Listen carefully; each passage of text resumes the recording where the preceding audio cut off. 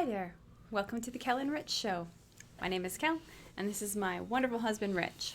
Nice to see everybody. We just came back from KISS last night at the BB&T Center in Sunrise, God. It was so good. Florida. Oh, what a show. Wow. And they are just amazing. I'll just briefly go over the set list last night because I wrote it down. Because last time we got in trouble for a lot of people not giving a thorough debrief of the Iron Maiden concert. And Judas Priest. Yeah, it was just it's usually a whirlwind when we go to the concert. So Detroit, first of all, the rock and roll from Led Zeppelin started on the sample over the speakers, and Kiss Army banner came up, on the digital display, and just such a cool logo. The yellow, red, and orange, I guess. Mm-hmm. It just said Kiss and then Army. It was just such a cool logo. And David Garibaldi was there doing paintings, so he warmed up the show. I never knew who he was until last night. I didn't know of him. Yeah. And for those of you that don't know, you might want to go check his artwork out. Oh my God. I'm not going to spoil it.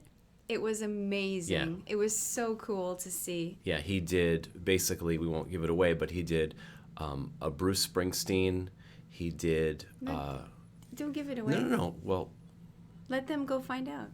Okay. Anyway, there was 3 paintings that were done, and they're revealed as he does them. So the first one you'll know is Bruce Springsteen, but it's kind of obvious when he's kind of doing it, and Born in the USA is playing, and other E Street Band songs. But the interesting thing about his paintings is that he's so fast. Yeah, very fast, very dramatic. It's amazing. What he does. Really cool. I remember seeing him like 10 years ago at a show. Yeah, it wasn't at a big rock show. It was somewhere else. I didn't know that. It was. Very somewhere cool. in Vancouver. Okay, so he is there for about 30 minutes doing his thing, 35 minutes, and then rock and roll comes on by Led Zeppelin, and then Detroit Rock City, Shout It Out Loud, Deuce, and then they did Say Yeah from Sonic Boom, and I Love It Loud, Heaven's on Fire, which was great. War Machine was definitely our favorite from up until that point. Oh, it great seemed song. To take a whole other turn as soon as they did War Machine. Yeah. And we hadn't reviewed that song, and I didn't know that song. I love that I know song. of that song. I mean, I've heard the name bounced around in the comments and stuff. War Machine. But as soon as they did that, it kind of turned the notch up on the concert. Which was already already up. Amazing. Paul Stanley is just such a great MC, if you will, and he it's a shtick. He's doing it, and he's done it thousands of times. 45 years. But he does it in a way that is very welcoming and very fun, because there are kids in the audience, like 4 or 5 years old, and there's geezers. We're talking in their 80s, well into their 80s, that were there at that show, hand in hand, barely walking together. Yes. I mean, you can see that, That'll be us. All those long, hopefully not in our 80s. Well, I'm at 90s or 100. Well, I plan to live to 130 with you. Yeah, so. It's a long way to walk, and the floors are quite, cement, and I'm sure it's not easy when you're not used to walking those distances and standing on your feet that long. So War Machine was amazing. Gene breathes fire at the very end of it. He's walking with a torch, and then he's just like. So he must have had the kerosene in his mouth. Whatever. Yeah. And I mean, it's amazing that it doesn't fire back at him. And then he did it twice. Yeah. Lick It Up was great. It was it was a fantastic version of the song, and on the lower register, there wasn't that lick it up. They weren't doing it that high. They were kind of doing almost like a harmony. And at the end, he and Tommy were doing like a duet with Tommy going high on the vocals. It was pretty cool. It was great. Yeah. Calling Dr. Love, that was a surprise. Yeah. 100,000 Years, which I hadn't really heard. Maybe I heard it once or twice. What a song! I mean, that was new on the set list from the Europe shows. Cold Gin, of course. God of Thunder, which was just fantastic. Yeah. Gene Simmons did the whole Blood kind of show, and for the rest of the night, he had the blood on him, and it was all over his armor. Yeah, all over the armor. It looked really, really cool. I don't know if that's a thing, because I haven't watched a lot of really any footage from Kiss shows on purpose to not spoil it. Then Psycho Circus. Oh, the set. Yeah. Beautiful. The colors, the detail, the song. What I liked was it looked like they had a spaceship in the background, and it was shaped like a diamond, and it was their pyro staging. Yeah. It had holes in it, and it looked like it was top of a salt and pepper shaker, but it shot flames. Yeah. It was a flamethrower. I mean, like, and we were bursts of flames to the side and then to the front, and then it shot fireworks out of it, and then the guitarist had the fireworks on the end of his guitar, and he was shooting fireworks up into the ceiling from the end of his guitar in rhythm with his playing. It was amazing. Now, was that on Psycho Circus? No, that was another song. On wasn't Love Gun. That was later. I can't remember. Wasn't Heaven's on Fire. We'll go back to the live footage, because it is amazing. And I got to tell you about something here. We were in section 311, which is the top. Very top row. 16, which is our back. We like the very, very back, so people aren't behind us. There's less smoke. People smoke a lot of cigarettes, and we're kind of allergic to that stuff. Yeah. Pot is fine. We're not really allergic to that. But the cigarettes, oh, man, it's just so... So a lot of times, it won't hit us in the very back when we're at the back of the arena. We felt the flames very, very easily. I mean, it was like a blast. I can't imagine. We've been to Metallica shows, and we've been to other heavy metal shows where it's right there, and it's a blast of hot, hot, hot air. I can't imagine what that was like, because there was a lot of heat in that show. I've seen the Phantom of the Opera many times, and I've been in the front row many times, and that's one show where you get your eyebrows singed off. And so I can only imagine what the front row was like for this show, because that flamethrower, when it blew its flames out across, it was the whole length of the entire stage. Well, from the back, so it made like a T. Yeah, from where it was, not the whole length, but the two flames almost made the entire length. So there was a little gap. 1/3 and 1/3. Yeah. But the thing is when that happened, that continuous long line of flame, we felt it all the way to the back of the arena. It was really cool. It was amazing. Let Me Go Rock and Roll was next. Love Gun. So Let Me Go Rock and Roll led to Love Gun, and Paul basically had the crowd shout out, I have to be invited. I want to be invited. I want to be out with you guys. So before you do this, I noticed at the beginning of the concert, there was a huge circle down on the floor with a purple star on it. And I thought to myself, what is that doing there? It's right by the sound engineering. So the sound engineering massive encampment is kind of in the middle. The people are all around. 3/4 back it starts. Yeah, and 3/4 back on the floor. Yeah, and then there's people behind and I thought, to the sides. Oh, I wonder what that is. And I just kind of put it out of my mind, because I got so absorbed in the show, and it was so much fun, and it was just amazing. And then... So Paul's whipping up the crowd and basically saying, I need to be invited. I want to be out there with you guys, because I want to see the show, kind of thing. And we're like, yeah. And didn't know what was going to happen. He basically took a zip line, right, to the back where Kel was talking about, and then landed on and did Love Gun, which is a song about arguably about his male parts. And then he said, is it okay if I stay out for another song? And then he did I Was Made for Loving You, which was just a great version of it. Yeah. It was anything but disco. It was they metaled it up. It was really, really great. And the thing about that version of it is that was really where I felt for myself that their actual musical brilliance just shone so brightly. Like it was a different quality of that song. It wasn't overdone. It wasn't overstated. Like, he was powerful in his vocals. Everyone was on point musically. And it didn't have any of the theatrics. Like, he just there wasn't sang any... it, And it's not to detract from anything else that they did, but I just thought it was really cool that they took that kind of side to it. They didn't overdo it. They didn't underdo it. It was a perfect version of that song. Yeah, and through the concert, they were playing some footage back from classic Kiss, where, you know, it's still Kiss, but it's dated. It's vintage stuff where they're really wearing the same outfits. They're looking basically the same. They're doing the exact same moves. Peter Criss maybe on drumming, but it was really on drumming, but it was kind of like, it was more Paul and Gene, showing Paul and Gene. Obviously not Ace there, but you can see Ace in part of the footage. A lot of the songs, though, they didn't have that footage. They had the footage of themselves live on the big screen in the back and on the two screens on the side, which were smaller. So we can really see. And that's why we're totally fine with where we sit, because, you know, it's more expensive. There's more kind of just smoke and stuff to deal with, and on a big auditorium like that, there's seats anyway. It's not like it's standing room only. If it was standing room only, we'd be down there. But if it's seats, and no one's standing. It's crazy. There's no one standing on the floor. It's crazy.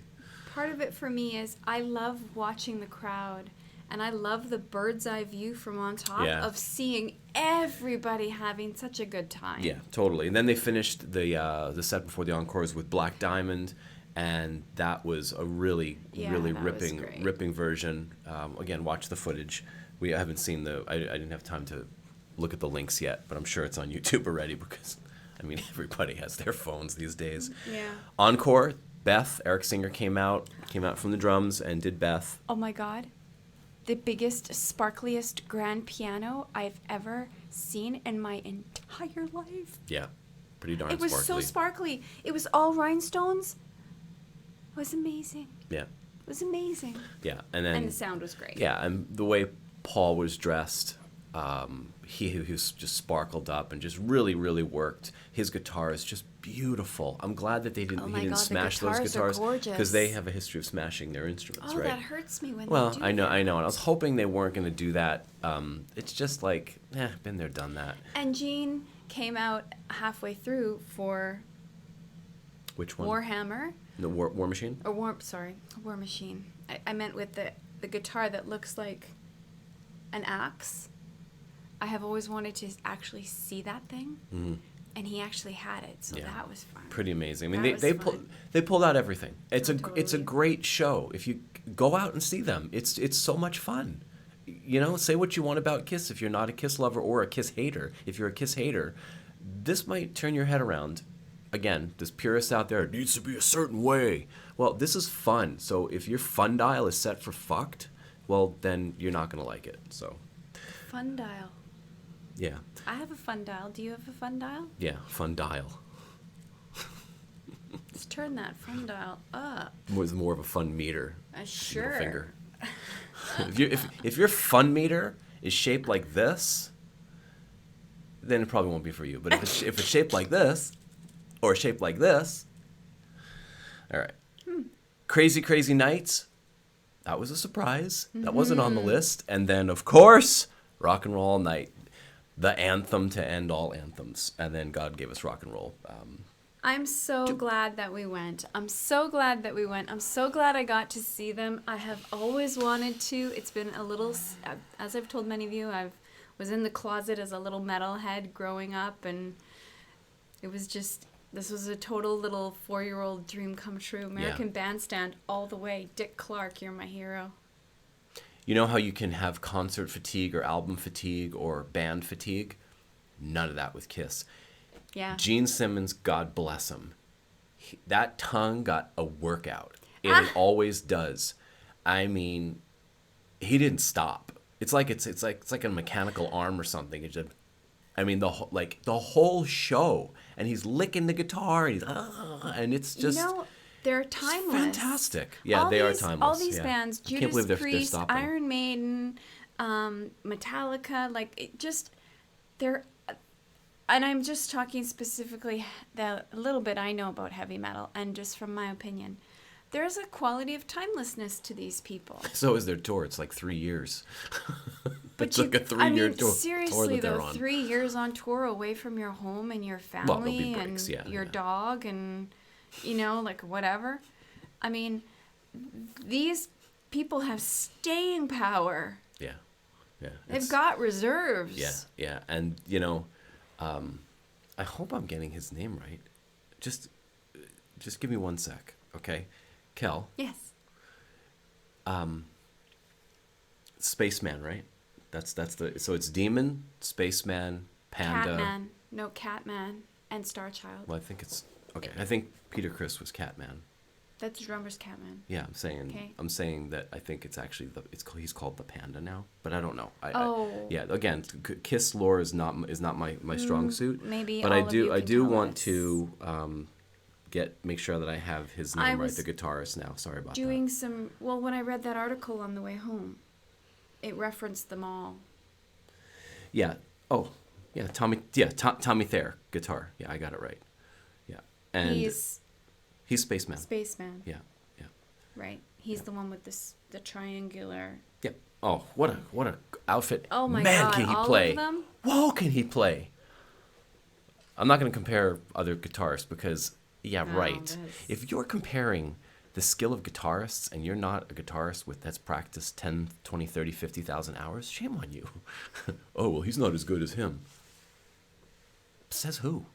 Maybe you're listening to other people rate that. So I just say I've seen a lot of guitarists and that I thought was pretty good that were rated up there. Tommy's the man. Like, he was solid the whole time. It wasn't he wasn't ahead. He wasn't behind. He wasn't hitting wrong notes. The guitar was totally in tune. I just thought, give it a rating of a concert. That was a 10 out of 10 for me, all around. Well, I believe that at this point in time, the concerts have to be a 10 out of 10. Otherwise, we won't go. Because fan base, we are voracious and we have standards. Yeah. And these bands cannot become subpar or we become disinterested. Yeah. There's a certain level of expectation with what we have. And that's just, I'm talking across the board. Yeah. So it was really cool to go and see them and just have my mind just blown by just the fun and the thought and the expense, the hydraulics, the zip line. The lasers were ridiculous. Oh, I've never so seen good. anything like They that. were so great. Rush shows were good with lasers. Would that have been when they were just Pink coming Floyd out, was though? great. What do you mean? Like, when did that whole... The forgive lasers? me. When did lasers start being a thing in the shows? Yeah, was that like... Oh, was Rush mid-70s. the beginning? Or? No. That's a good trivia question. Who was the first band to use lasers? Because it has to have progressed with time and technology, right? It's all computer-driven. The Metallica shows with their lasers on the Death Magnetic tour were crazy. The opening of the show, the green lasers with the blue. These lasers were on a whole different level. Sorry, Metallica crew and creators. This was crazy. And when we get our shit together, we'll post some of our videos. And again, we got the long back of the room shot, so you can really appreciate the lasers. Yeah, because it filled everywhere. And we're talking every angle. And I've just never seen that before. Maybe I just haven't seen the right bands, but that was crazy. Was really and good. the little digital discs would have logos and stuff, and they would move. They would be floating from the ceiling. There was probably, maybe 15 of them or so? Yeah. Maybe less, maybe a dozen. I think they were probably a hexagon. Yeah, so they were like little screens that were like hexagons, and they would just pivot and stuff, and there'd be cool logos and faces of Gene and faces of Paul and Kiss stuff. Yes. And it went so well with the concert, as well as the colors around the stage, all the digital, the fiber optic kind of, I don't know if it's fiber optic, but everything in terms of the visual for this show was top notch. The amount of windmill pyrotechnics. Oh my God! Yes, they had huge, sparklers, like two stories, stories. 8. It was like a pinwheel. Yeah, it was a pinwheel pyrotechnic. Yeah, it was sparklers, and the fireworks would drive the pinwheel around. Yeah, or whatever. However and that the works. explosions, like the actual fireworks. It was like actual fireworks at the 4th of July inside. Yeah, it wasn't amazing. Like pew pew pew. Oh, this was like this boom. Was serious stuff. It was crazy. So, and the timing was perfect. There wasn't an ill-timed bang. So it always went with the music. the beginning of the show, when Detroit Rock City hits, and they float down from their platforms, from the ceiling. Just top notch from beginning to end. Can't say enough about it. And yeah, so there you go. There's your Kiss concert and review. so fun to see everybody just loving them. Yeah. I have to sneeze again. We're gonna mute. Oh, it's not happening yet. False it's alarm. gonna happen. Okay, gotta it's go. in there. It's Gotta in go. there. See you Thank soon. you We'll so much. come back with some more music. We'll see you soon. Later. Bye. Bye.